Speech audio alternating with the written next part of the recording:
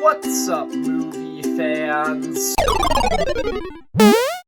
Guys, a few months ago, the DCEU officially came to an end. I've already ranked all of the projects in the DCEU. I did that a few weeks ago, but I'm still not done talking about the DCEU. Now that we have a full picture on this universe, I thought it would be fun to go back and rank a few other things from this universe. I am going to be ranking all 34 heroes in the DCEU. I figured now that it's over, this is my last chance to do it. So yeah, let's just get straight into it. I don't want to waste any time because this is going to be a big video. Number 34, the worst hero in the entire DCEU is Katana, a member of the Suicide Squad from the first Suicide Squad movie. Real quick, just giving you my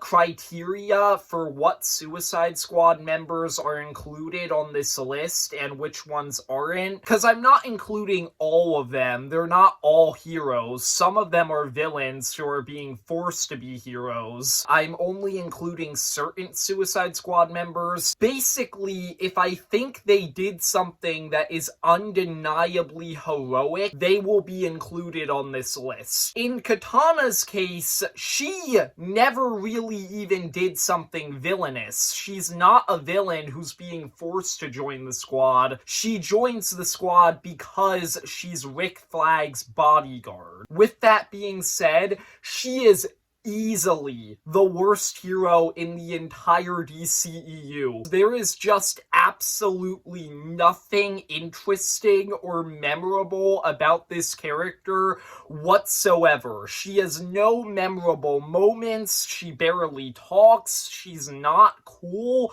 she doesn't have an interesting backstory, she is easily my least favorite character on this list because there's just nothing to talk about with her. Number 33, Martian Manhunter. I considered not even including Martian Manhunter on this list because he's not really a hero in the movies that he appears in. He's more of a supporting character. But since Martian Manhunter is a classic hero in the comics, I decided to put him on the list. And yeah, like I said, he only appears in 3 movies, and in 2 of those movies, you don't even know he's Martian Manhunter yet. So it's just kind of hard to really put him on the list when he never actually really became a hero. Number 32, Cyclone. She is a member of the Justice Society from Black Adam. The Justice Society is kind of a hard group of characters to rank on this list because even though all 4 of them are heroes, they're all supporting characters who don't really get a lot of time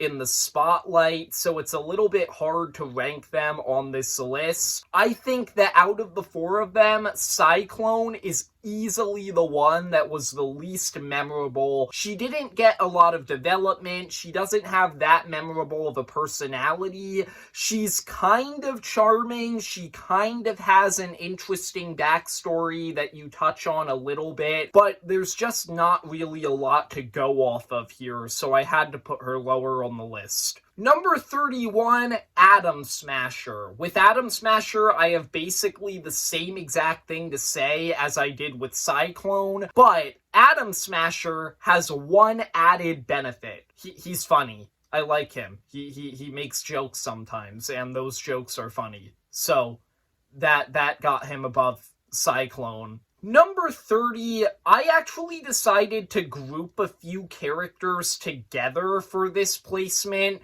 Number 30 is the entire Shazam family except for Billy and Freddy.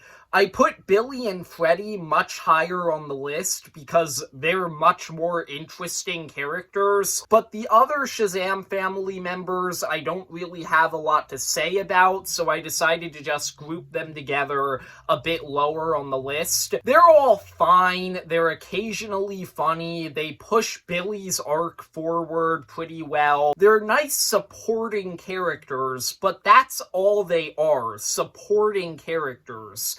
They're not really that interesting or memorable on their own, so I had to put them lower on the list. Number 29, Black Canary, one of the members of the Birds of Prey. Now, I really like Birds of Prey. I think it's a pretty good movie, but one thing I cannot deny about that movie is Harley Quinn first and everyone else second. As a result, most of the Birds of Prey in that movie just aren't that interesting. And I find Black Canary to be the least interesting of the bunch. I just don't think she's very memorable. She has an alright arc about her betraying Black Mask, but it's not anything too special.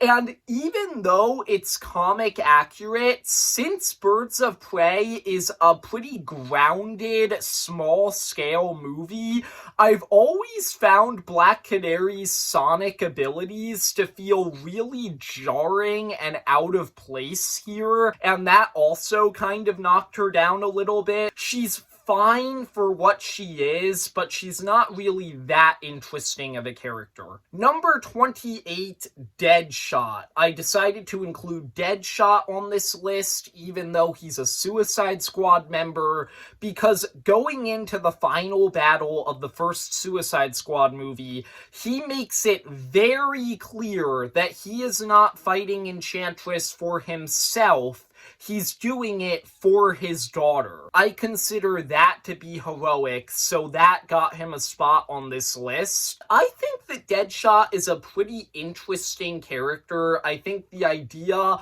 of this former supervillain who's made a lot of mistakes, but he still cares for his daughter and he wants to give her the best life and be a part of her life, that's interesting, but Suicide Squad is a mess of a movie, and as a result, Deadshot's arc feels extremely rushed, so I had to put him lower on this list, even though the concept behind him is quite interesting. Number 27, Supergirl, one of the multiversal characters from The Flash, and I thought that Supergirl was interesting for the limited time that she had. She wasn't in the movie for very long, but I think the whole idea of having this alternate Kryptonian who, rather than being raised by a loving human family, was experimented on by humans, and as a result, she's a much more jaded and angry character. That was pretty interesting to me. I wish they had gotten to do a little bit more with it, but I still thought that she was fine in the little time that she had, and she left a bit of an impact. Number 26, Huntress. I think that Huntress is the member of the Birds of Prey who probably has the most forgettable personality. She also has the most interesting backstory. She's out for revenge against all of these people who killed her family, and she's been on this revenge quest so long, she's trained her entire life for it, to the point where she doesn't even know what to do with herself when she's finished it. That's really interesting, but the performance just isn't really that memorable or compelling, so she's another member of the Birds of Prey who's just kind of fine, but she's not really that great of a character. Number 25, Renee Montoya. I find Renee Montoya to be the best member of the Birds of Prey who isn't Harley Quinn, simply because I think that her entire gimmick, where everybody basically points out the fact that she only speaks in bad 80s cop dialogue, I thought that that was funny. I thought that that made her memorable, and that pushed her a little bit higher on the list. And I also thought that she had a pretty solid arc in the movie about her basically being underappreciated by all of her male co-workers and her standing up to them over the course of that movie. That was a pretty good arc. So that, combined with the fact that I just found her to be funny, that pushed her up a bit higher than the other Birds of Prey on this list. Number 24, El Diablo, another member of the Suicide Squad, and I included El Diablo on this list for the pretty obvious reason that when the first Suicide Squad movie starts, he's left his villain life behind. Like, he's not a villain anymore. He's actually been rehabilitated, and even though he's still in prison for it, he regrets everything he did. So yeah, it was pretty easy to justify including him on the heroes list. And even though Suicide Squad is a terrible movie, I actually think that El Diablo is a pretty good character. He has an interesting backstory, and he has a clear redemption arc over the course of the movie, and his sacrifice at the end is actually pretty powerful. So even though Suicide Squad is a very messy movie, I think El Diablo is one of the very few characters that movie really got right. Number 23, Hawkman, another member of the Justice Society from Black Adam, and I think that Hawkman is honestly kind of a refreshingly simple character. He's just a by-the-books superhero. Like, there's nothing more to him. In this universe where basically all of the major superheroes, for some reason, are okay with killing people, Hawkman is just focused on saving as many lives as possible, and that puts him into conflict with Black Adam. I found that to be really interesting, and I thought that that made him a character who really stood out to me over the course of the movie. So yeah, I had to give him a good spot on this list. Number 22, Black Adam. Black Adam was one of the hardest characters to rank on this list. I really like the idea behind him, but not the execution. The idea that he's this person who was never meant to be a superhero. He wasn't meant to have this power. It was given to him by his son. I find that to be really interesting, and I think that the idea of him kind of holding this weight because of that and him harboring all this guilt, that's really interesting. But they chose to reveal his backstory as a twist in this movie, which I think was just such a weird, misguided idea that made it so that he's not really that interesting until you get into the third act. And then beyond that, to be completely honest, I just don't think that Dwayne Johnson is that good of an actor. He's fine, but I definitely think that there were more actors who could have done a better job with this role. So yeah, Black Adam, he's a fine character, but he could have been a lot better had they executed his story arc a little bit better. Number 21, Rick Flag. This is the easiest member of the Suicide Squad to justify putting on this list because he's not a villain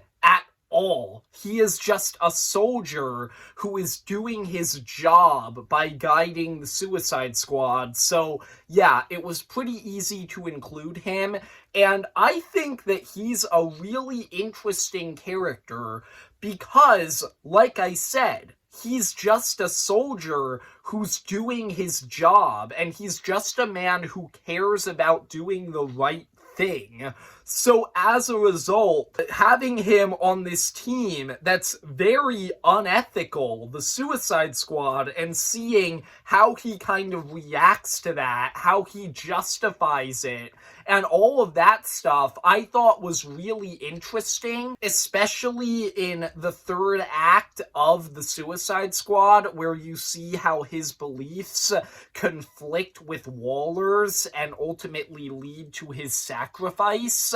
So yeah, I think Rick Flag was a pretty interesting character, and he is the most heroic Suicide Squad member. Number 20, Earth 89 Barry Allen. I initially wasn't going to include the two versions of The Flash as separate characters, but upon rewatching The Flash, I realized that these two characters are very distinct and different from each other, so I decided to include them as two separate characters on this list. I think that Earth 89 Flash is a pretty fun and interesting character. He's this much more naive, immature version of the Flash who didn't lose what the Prime Earth version of Barry Allen lost. And so as a result, he's a lot more of this immature college student who isn't really as humble. And it's also just really funny, honestly. Like, sometimes his antics can get a little bit annoying, but I find Earth 89 Barry Allen to be a pretty funny character, especially in his interactions with the Prime version of Barry Allen, who we will get to later on this list. Number 19, Polka-dot Man. Now, he is one of the 5 Suicide Squad members from the end of The Suicide Squad who stood up to Amanda Waller even when she threatened to kill them. All 5 of those characters will be included on this list because that is an unquestionably heroic action, so I have to include all 5 of them on this list. I really like Polka-dot Man a lot. I just think it's really funny that they were able to take this character who's really goofy in the comics, who people just kind of point and laugh at and go like, it's Polka-dot Man, he's stupid. They gave him an actually really interesting and tragic backstory and character arc over the course of the film, where he was experimented on by his mother when he was a child and turned into this really weird supervillain. All his life he's wanted to become a superhero, but he's never been able to use his powers for good. And then at the end of the movie, he actually gets to use them, and you have that big scene where he goes like, I'm a superhero! It is so funny that they managed to take a character like Polka-dot Man and turn him into a really interesting character. Also, real quick, I just wanted to mention, I dressed up as Polka-dot Man for Halloween in 2021. No, I'm not joking. I really did this, and it was hilarious. Number 18, Vigilante. I think that Vigilante is just a really funny, memorable character, and that's really the only reason I put him this high on the list. He's this sadistic serial killer, but at the same time, he also has this wholesome side to him, where he's actually this really loyal and caring friend to Peacemaker. And even though he has all of these psychopathic, sadistic tendencies, he's actually using them for good to fight crime. I just think that all of that stuff made him a really entertaining, funny character who I had to put high on this list because I just find him to be so much fun. Number 17, Freddie Freeman. He is one of the 2 members of the Shazam family that I decided to give a spot on this list to. I find Freddie to just be this really funny, sincere character who I really enjoyed, but I also think that it's really interesting in the first Shazam movie. He kind of functions as Billy's moral compass throughout the movie, and it's kind of interesting because while you're watching the first Shazam movie, you kind of realize that Freddy is a lot more worthy of being a superhero than Billy is, because he's a lot more humble and he's a lot more noble, and I think that that's really interesting, and it also makes it a lot of fun to actually see Freddy get to be a superhero at the end of Shazam and in Shazam 2. So yeah, I thought Freddy was a really memorable supporting character. Number 16, Orm. Orm is a bit of a unique character on this list because he is the only DCEU hero who I will be putting on both the heroes and the villains list. He starts out as a villain in the first Aquaman movie, but in Aquaman 2, he has a redemption arc and he becomes a hero.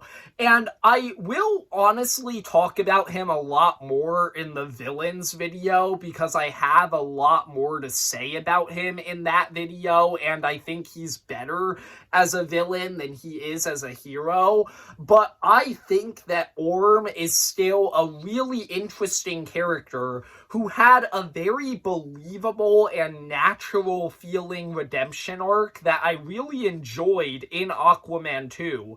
And I thought that his interactions with Arthur were a lot of fun. They had a lot of really emotional and sincere moments with the two of them, and their dynamic was easily the best part of the movie. So yeah, number 15, Dr. Fate. Dr. Fate is easily my favorite character in Black Adam for a ton of reasons. I just think that he is a really interesting, layered character. He's this more aged, experienced, and wise superhero who has this really cool power set.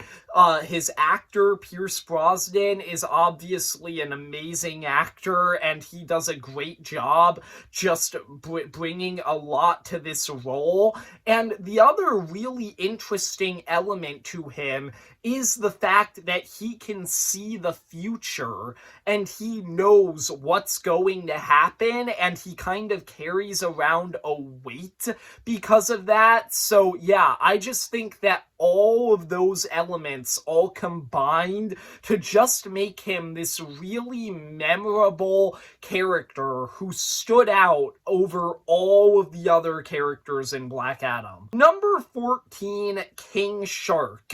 Another one of the Suicide Squad members who stood up to Waller at the end of the Suicide Squad. I just find King Shark to be such a wholesome and entertaining character. And this is another member of the Suicide Squad who I just find so funny, because they took this character who's incredibly brutal throughout the movie, where he's eating people and he's tearing people apart, and they gave him this incredibly wholesome, sweet side to him that was just really enjoyable to see. And there's a ton of just really wholesome elements to his friendship with Ratcatcher and the other members of the Suicide Squad. Number 13, Michael Keaton's Batman. I will admit that honestly, I'm a bit biased here. I don't really think that Michael Keaton's Batman deserved this high of a spot on this list, but I still found him to be a really fun addition to the Flash movie. They used him as this really nostalgic, fan service-y character who was just a lot of fun to see because he's a legacy character from other movies. But they also gave him a pretty compelling and believable character arc in the Flash movie, where he's given up on being a superhero, and then over the course of the film Barry manages to kind of reinstate his hope and his faith in humanity, and at the end of the movie, he becomes Batman again and helps Barry fight back against General Zod's invasion and sacrifices himself to do it. So yeah, I just found that Michael Keaton's Batman was a really fun addition to this movie, who they used really well and respectfully. Number 12, Ratcatcher 2. She's another member of the Suicide Squad who stood up to Waller at the end of the movie, and I just find her to be such a wholesome and sweet character. That's the main reason why she's on this list. Like, she is just an incredibly likable, memorable character who's just really sweet. And I also think that, in a way, her viewpoint in this movie kind of embodies the main themes of the movie, because her entire philosophy is the same as her father's, that if rats are the lowliest and most despised creatures in the world, and they have purpose, then so does everybody. And that embodies the main theme of the Suicide Squad as characters, because they're the lowliest and most despised of all people, but they have purpose still. And I just think that all of that combined to make her one of my favorite characters in this movie. Number 11, this was one of the hardest characters on this entire list to rank. But ultimately, I decided that number 11 is Ben Affleck's Batman. I really don't like Ben Affleck's Batman as an adaptation of Batman. I think that he sucks, and it's all because he doesn't have a no-kill rule. The one rule that Batman has, the one thing that really sets him apart in a lot of ways from other superheroes, is his strict no-kill rule. And Ben Affleck's Batman just spits in the face of that.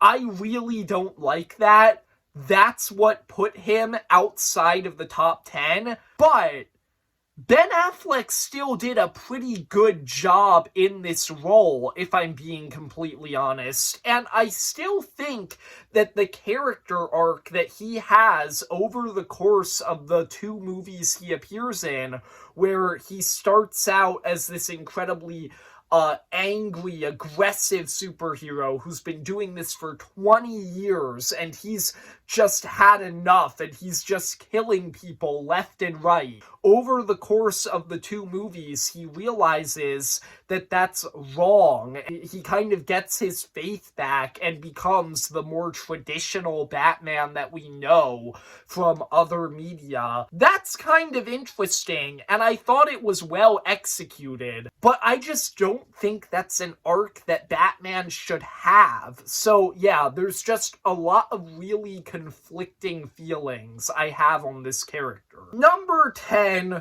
Harley Quinn. I cannot believe that Harley Quinn made it higher on a heroes ranking than Batman. I just find the DCEU's interpretation of Harley Quinn to be a really good character. She's a faithful adaptation of Harley Quinn who's just a lot of fun because of how chaotic of a character she is. But she also has a really interesting redemption arc over the course of the 3 movies she appears in, where she starts out as this person who's just really loyal to the Joker no matter how much he abuses her and mistreats her. And then in Birds of Prey, she breaks up with him and becomes more of her own person. And then she becomes this way more heroic character in the Suicide Squad, and she stands up to Waller at the end of the movie. All of that just really works for me. So Harley Quinn, surprisingly enough, is one of the most interesting and well-rounded heroes in the DCEU. Number 9, Blue Beetle. My thoughts on Blue Beetle as a character are honestly really similar to my thoughts on Blue Beetle as a movie. I think that he's a really interesting character, but he is a little bit generic. He's this kid who has his entire life planned out. He knows what he wants to do. He knows what purpose he thinks he has. And then he gets superpowers, and it kind of throws a wrench in everything and makes him reconsider his purpose, and it makes him realize that he's supposed to be a superhero. That's an interesting arc that was well executed, but it is a little bit generic, which is why he's not higher on the list, but I still think that he was a really fun character with a lot of personality who also had a solid character arc. Number 8, this is another character who was really hard to rank on this list, Superman. And he was hard to rank on this list for all of the same reasons as Batman.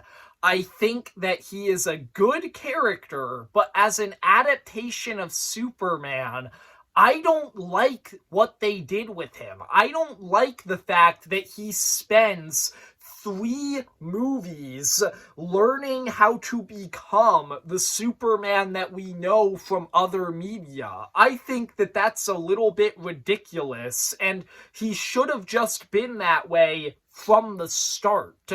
But with that being said, I still find his whole character arc about him trying to find his purpose and deal with the fact that he's a Kryptonian living among humans and where that puts him in the universe. I still think that they executed that arc well, and it became really satisfying as you get into Zack Snyder's Justice League to see him finally embrace his purpose. So, he's a good character. I don't like him as an adaptation of Superman, though. Number 7, The Flash, the main Earth Prime version of Flash.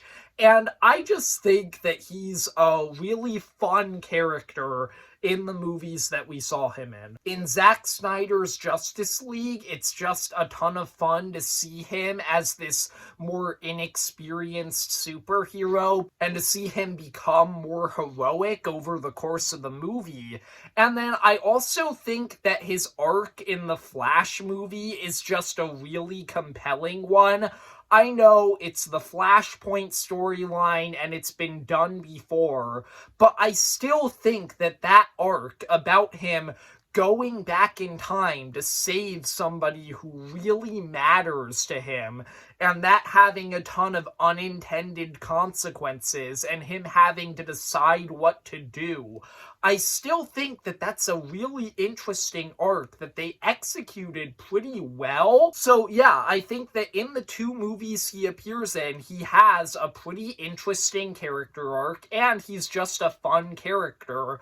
So yeah, I put him pretty high on this list. Number 6, Cyborg. This is a character where I'm actually really bummed out about the fact that he only appeared in 1 movie, because I really liked him, and I would have liked to see more of him after Zack Snyder's Justice League, but his arc in that movie is still super compelling. I just love this arc that he has. He starts out the movie thinking that he's a monster and that these powers couldn't possibly lead to anything good, and he's just in this state of depression. And then over the course of the movie, he slowly realizes that he actually can use these powers for good, and he actually can turn his situation around into something good that can help other people, something that he's always wanted to do in his life. I just think that that's a really compelling arc. It led to a lot of really emotional scenes, and I just think that Cyborg was a really great character, and it's honestly just a real bummer that we never got to see him in more than 1 movie. Number 5, Bloodsport, the final Suicide Squad member who stood up to Waller at the end of the Suicide Squad. And Bloodsport is a very similar character to Deadshot in a lot of ways, in his power set, in his motivation, the fact that he has a daughter, just all of that stuff. He's a very similar character to Deadshot, but he has a much better storyline than Deadshot because they just really take the time to properly develop him and turn him into this great character where over the course of the movie, he just has this redemption arc where he becomes this better person. He becomes this leader to the Suicide Squad, and he realizes that he can do good and that he needs to stand up for what is right against Waller. I just think that all of that stuff is really interesting, and I just found him to be a very memorable, great protagonist in the Suicide Squad. Number 4, Shazam. Shazam is just such a fun character, in my opinion.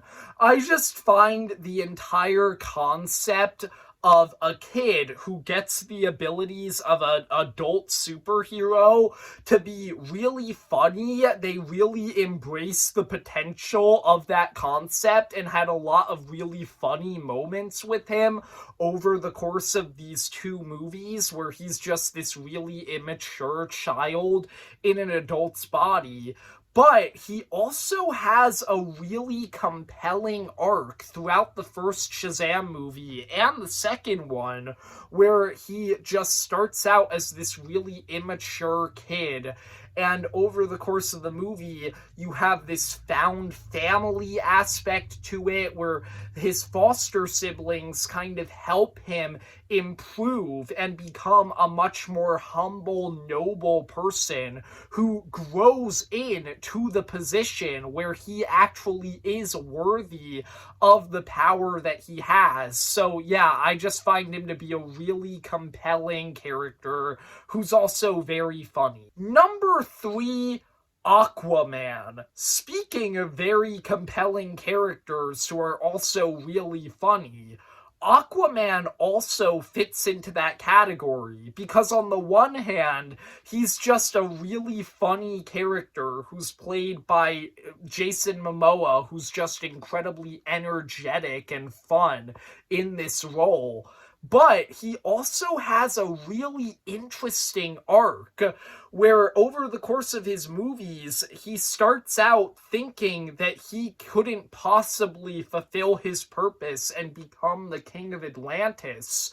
But over the course of his 2 films, he actually grows into the role and he becomes this much more noble, mature person. He realizes that he is worthy of this. And in the second movie, he actually does what his parents wanted him to do in the first Aquaman movie, and he bridges the gap between the surface world and Atlantis, and that's just really interesting and well done.